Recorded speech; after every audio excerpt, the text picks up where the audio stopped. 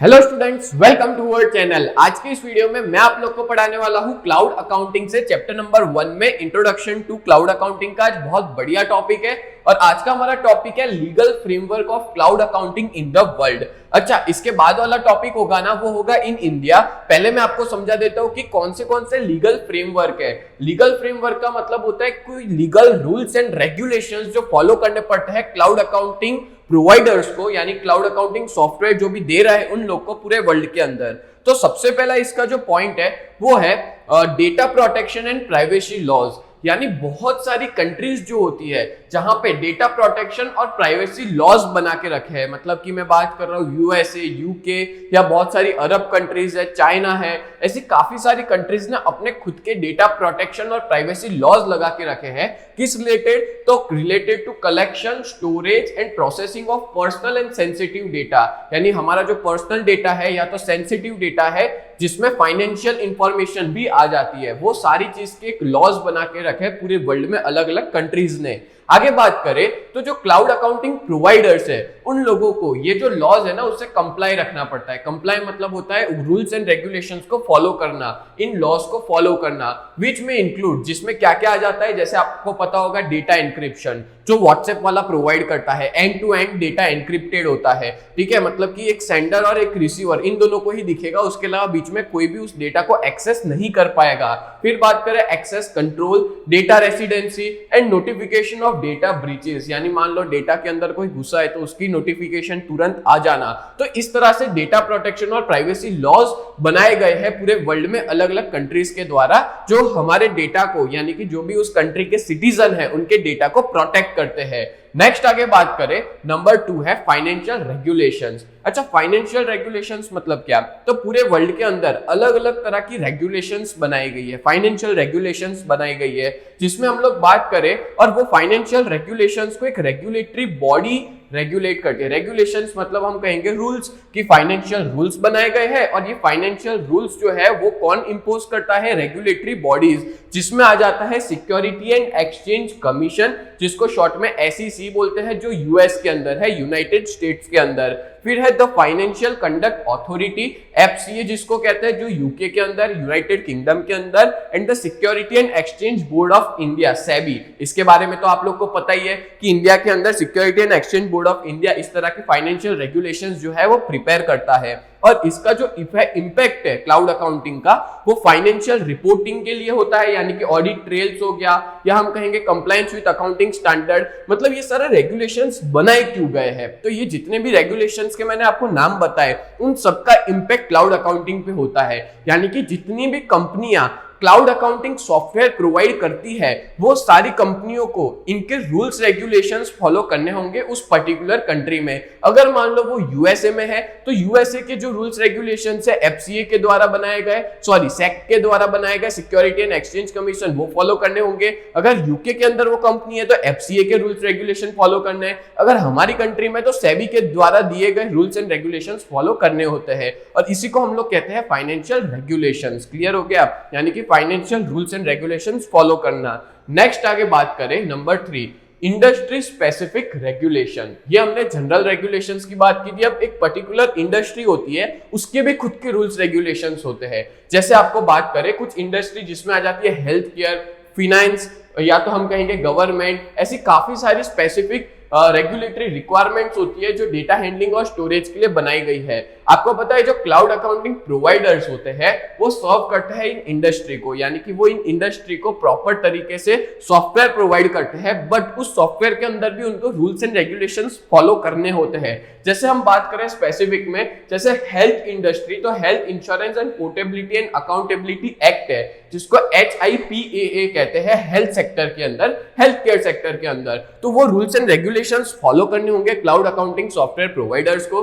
Then after है payment card industry data security standards, जिसको PCI DSS कहते हैं, फाइनेंशियल इंडस्ट्री। तो यहाँ पे मैंने जितने भी एक्ट बताए या मैंने जितने भी रूल्स एंड रेगुलेशंस बताए वो स्पेसिफिक इंडस्ट्री के हैं, यानी उस पर्टिकुलर इंडस्ट्री ने अपने खुद के रूल्स एंड रेगुलेशंस बना के रखे हैं, और उस बेसिस पे जो क्लाउड अकाउंटिंग कंपनियां हैं वो उनको सॉफ्टवेयर प्रोवाइड करती है, उनको जो भी रिक्वायरमेंट होती है उस हिसाब से प्रोवाइड की जाती है रूल्स रेगुलेशंस को ध्यान में रखते हुए। क्लियर हो गया?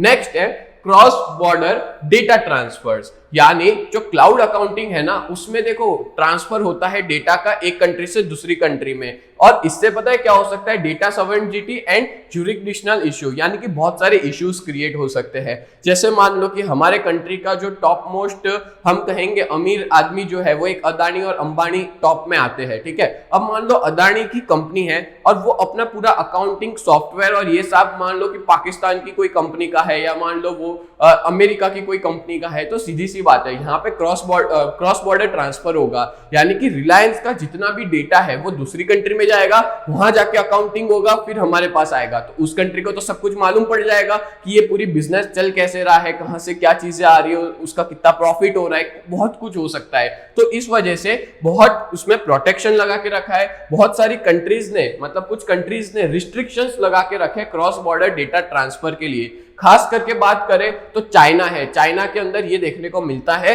कि क्रॉस बॉर्डर डेटा ट्रांसफर नहीं होता, यानी आपको अगर चाइना के बारे में जानना है ना तो आप जल्दी नहीं जान सकते, बिकॉज वहां की कंट्री के लोग और वहां की कंट्री के जितने भी सॉफ्टवेयर वगैरह है वो लोग उनकी कंट्री के डेटा को बाहर जाने ही नहीं देते। तो इस तरह से काफी सारी कंट्रीज ने बैन लगाया है अपने क्रॉस बॉर्डर डेटा ट्रांसफर पे। और यहाँ पे मैं कोई नॉर्मल डेटा की बात नहीं कर रहा, मैं बात कर रहा हूँ फाइनेंशियल डेटा की, पैसों की, ठीक है, जो भी अकाउंटिंग पूरा वर्क चलता है उसकी। और यहाँ पे कोई भी अकाउंटिंग कंपनी यानी कि क्लाउड अकाउंटिंग कंपनी जो है, जो सॉफ्टवेयर बनाती है, वो लोग को ध्यान रखना होता है, कंप्लायंस मतलब होता है रूल्स एंड रेगुलेशंस के साथ चलना होता है, रूल्स एंड रेगुलेशंस फॉलो करने होते हैं जो भी कंट्री में वो लोग होस्ट कर रहे होते हैं उनकी क्लाउड अकाउंटिंग सर्विसेज को या क्लाउड अकाउंटिंग सॉल्यूशंस को। यानी उनको कंट्री वाइज ध्यान रखना पड़ता है कि किस कंट्री में क्या रूल्स एंड रेगुलेशंस है वो फॉलो करने चाहिए, क्योंकि ऐसा हो सकता है कि कोई कंट्री में रूल्स रेगुलेशंस नहीं है तो कोई कंट्री में रूल्स रेगुलेशंस है, कोई कंट्री में बहुत इजी है तो किसी में बहुत सख्त है। तो उन सबको ध्यान में रखते हुए हर कंपनी को अपना अपना क्लाउड अकाउंटिंग सॉफ्टवेयर उस हिसाब से बना के देना पड़ता है। क्लियर हो गया cross border data transfer. Next आपको बता दूं कि बीकॉम सेम2 की हमारी बैच है जिसमें हम cloud accounting, financial accounting, statistics और इकोनॉमिक्स प्रोवाइड करते हैं, और वो भी सिर्फ और सिर्फ 1999 में। तो अगर आप लोग ने अभी तक हमारी बैच को ज्वाइन नहीं किया तो अभी के अभी कर लो, और अगर ऐप डाउनलोड नहीं किए तो प्ले स्टोर पे यूजीटी नाम है और ऐप स्टोर पे माई इंस्टीट्यूट नाम है, और अगर कोई भी दिक्कत है तो आप इस नंबर पे कांटेक्ट कर सकते हो। चलो नेक्स्ट आगे बात करें तो लास्ट पॉइंट है फिफ्थ और सिक्स्थ। फिफ्थ पॉइंट है service level agreements, SLA and contract. अच्छा देखो, जो भी बिजनेस क्लाउड अकाउंटिंग प्रोवाइडर्स है, यानी कि जो क्लाउड अकाउंटिंग सॉफ्टवेयर बनाते हैं, वो लोग को ध्यान से रिव्यू करना है और नेगोशिएट करना है सर्विस लेवल एग्रीमेंट्स और कॉन्ट्रैक्ट्स को। यानी कि बहुत सी कंपनीज जो होती है उनके कुछ एग्रीमेंट्स होते हैं, कुछ कॉन्ट्रैक्ट्स होते हैं, उन सबके बारे में ध्यान रखना है और क्लैरिटी के साथ वर्क करना है। क्लैरिटी किस चीज की? डेटा ओनरशिप की, कि उनके पास जो डेटा आएगा उसकी ओनरशिप किसकी रहेगी, सिक्योरिटी मेजर्स कैसे रहेंगे, लायबिलिटी क्या है, इंडेमिफिकेशन कैसे होगा, डिस्प्यूट रिजोल्यूशन मैकेनिज्म कैसे होगा। यानी मान लो क्लाउड अकाउंटिंग सॉफ्टवेयर कंपनीज और मान लो जो बिजनेस के साथ वो उनको सॉल्यूशन प्रोवाइड कर रहे हैं, इन दोनों के बीच में अगर कोई तरह का डिस्प्यूट हो गया, डिस्प्यूट यानी झगड़ा हो गया, तो कैसे दोनों अपने आप को वो बचाएंगे और कैसे उसके ऊपर रिजोल्यूशन या हम सॉल्यूशन कहेंगे वो प्रोवाइड करेंगे, पहले से वो लोग डिसाइड कर लेते हैं। तो यहाँ पे यही बताया कि सर्विस लेवल एग्रीमेंट की क्या क्या एग्रीमेंट होगा, क्योंकि सीधी सी बात है, जो भी कंपनी जो क्लाउड अकाउंटिंग सॉफ्टवेयर बना के देती है और सामने जो बिजनेस क्लाउड अकाउंटिंग सॉफ्टवेयर लेता है, उन दोनों के बीच में एक एग्रीमेंट होना चाहिए, दोनों के बीच में एक सहमति होनी चाहिए, कॉन्ट्रैक्ट होना चाहिए, तभी जाके वर्क करना चाहिए। तो यहाँ पे कॉन्ट्रैक्ट जो होता है उसमें क्या क्या चीजें इन्वॉल्व होती है, तो कॉन्ट्रैक्ट में ये लोग ध्यान रखते हैं कि वो सॉफ्टवेयर कंपनी जो भी क्लाउड अकाउंटिंग हमको दे रही है वो रूल्स एंड रेगुलेशंस को फॉलो कर रही है कि नहीं, वो बहुत ज्यादा इंपॉर्टेंट हो जाता है क्लाउड अकाउंटिंग सर्विसेज में। क्लियर हो गया।